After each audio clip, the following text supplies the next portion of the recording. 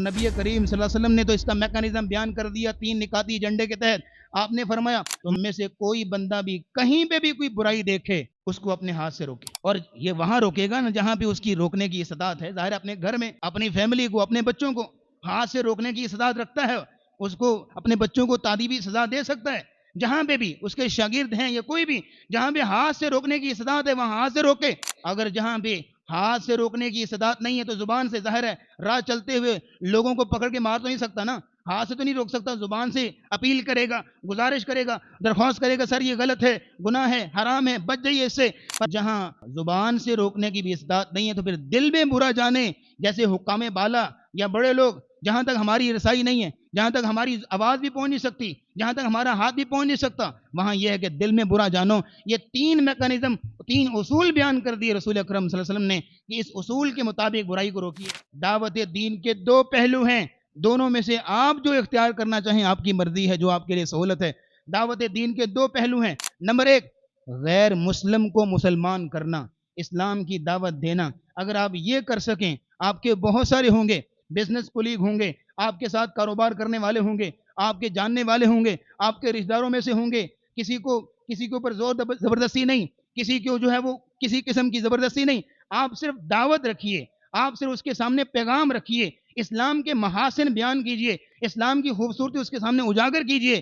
ہو سکتا ہے آج نہیں تو کل، 1 سال نہیں تو 2 سال، آپ کی باتیں سن سن کے وہ بندہ مسلمان ہو جاتا ہے۔ یہ پہلا پہلو ہے، غیر مسلم کو مسلمان کرنا۔ اور دوسرا پہلو یہ ہے کہ مسلمانوں کو مکمل مسلمان بنانا، مسلمانوں کو مکمل اسلام میں داخل کرنا۔ جیسے ہمارے معاشرے میں جگہ جگہ پہ بہت ساری کوتاہیاں ہیں، بہت ساری غلطیاں ہیں، جگہ جگہ پہ طرح طرح کی برائیاں ہیں، ایسے لوگوں کو پکڑنے کی ضرورت ہے، خاص طور پہ نوجوانوں کو جھنجھوڑنے کی ضرورت ہے، جو ماں باپ سے بگڑ گئے اور معاشرے سے بگڑ گئے، قرآن سے بگڑ گئے، حدیث سے بگڑ گئے اور دور چلے گئے اسلام کی تعلیمات سے۔ پھر یہی وجہ ہے کہ ان کی زندگیوں کے اندر بے راروی بھی بہت ساری ہے، ان کی زندگیوں کے اندر برائیاں بھی بہت ساری ہیں، بے سکونی بھی بہت ساری ہے۔ ایسے لوگوں کو پکڑنے کی ضرورت ہے، ان کو بات بٹھانے کی ضرورت ہے، ان کو سمجھانے کی ضرورت ہے۔ یہ دوسرا پہلو ہے دعوت دین کا، اور نبی کریم صلی اللہ علیہ وسلم نے تو اس کا میکانزم بیان کر دیا 3 نکاتی ایجنڈے کے تحت۔ آپ نے فرمایا من رأى منکم منکرا فلیغیرہ بیدی، تم میں سے کوئی بندہ بھی کہیں پہ بھی کوئی برائی دیکھے اس کو اپنے ہاتھ سے روکے، اور یہ وہاں روکے گا نا جہاں پہ اس کی روکنے کی استطاعت ہے۔ ظاہر اپنے گھر میں اپنی فیملی کو اپنے بچوں کو ہاتھ سے روکنے کی استطاعت رکھتا ہے، اس کو اپنے بچوں کو تادیبی سزا دے سکتا ہے۔ جہاں پہ بھی اس کے شاگرد ہیں یا کوئی بھی جہاں پہ ہاتھ سے روکنے کی استطاعت ہے وہاں ہاتھ سے روکے۔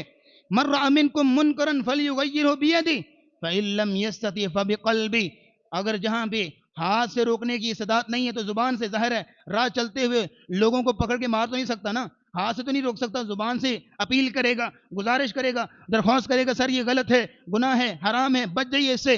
فرمایا فإن لم یستطع فبلسانہ، ہاتھ سے روکنے کی استطاعت نہیں تو زبان سے، فإن لم یستطع فبقلبہ، جہاں زبان سے روکنے کی بھی استطاعت نہیں ہے تو پھر دل میں برا جانے، جیسے حکام بالا یا بڑے لوگ، جہاں تک ہماری رسائی نہیں ہے، جہاں تک ہماری آواز بھی پہنچ نہیں سکتی، جہاں تک ہمارا ہاتھ بھی پہنچ نہیں سکتا، وہاں یہ ہے کہ دل میں برا جانو۔ یہ 3 میکانزم، 3 اصول بیان کر دیے رسول اکرم صلی اللہ علیہ وسلم نے کہ اس اصول کے مطابق برائی کو روکیے۔ اب میں آپ کے سامنے ایک لفظ بول کے تو سوال پوچھتا ہوں، من رأى منکم منکرا فلیغیرہ، تم میں سے جو بندہ بھی برائی دیکھے اس کو روکے، منع کرے، باز کرے۔ خطبہ جمعہ میں آپ آئے ہیں، میری بات کا جواب دیجئے گا، اس عمل پہ، اس جملے پہ میں بھی عمل کرتا ہوں، آپ بھی، زید بھی، بکر بھی، علی بھی، قاسم، سارے جب بھی برائی دیکھیں منع کریں، برائی دیکھیں روکیں، برائی دیکھیں روکیں۔ یقین کیجئے 1 سال نہیں گزرے گا معاشرے کے اندر کوئی برائی رہے گی؟ بولیے گا کسی قسم کی بیرا روی رہے گی؟ نہیں رہے گی۔ یہ بیرا روی دیکھنا اس لیے پڑ رہی کہ ہم نے اس اصول پہ عمل نہیں کیا۔ تمہید شروع سے دوبارہ پھر لے آتا ہوں کہ ہم نے اس فریضے کو بلا دیا بالکل ہی۔ کون سا فریضہ؟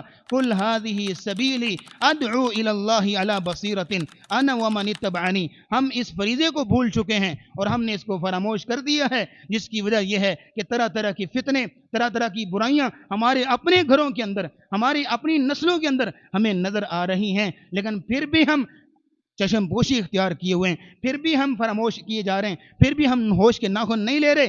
اب بھی ضرورت ہے، وقت ہے کہ ہم جاگ جائیں جاگو اور جگاؤ کے اصول پر عمل کریں، خود بھی جاگیں، لوگوں کو بھی جگائیں۔ فل یغیرہ بیدی، ہر چیز کو، برائی کو اپنے ہاتھ سے روکیں، اس کو منع کریں، تاکہ معاشرے کے اندر جو ہے وہ خیر عام ہو، بھلائی عام ہو، رسول اللہ کی سنتیں عام ہوں، قرآن کی آیات، قرآن کا پیغام عام ہو۔ اللہ رب العزت اس اصول پہ عمل کرنے کی توفیق عطا فرمائے۔ وآخر دعوانا ان الحمد للہ رب العالمین۔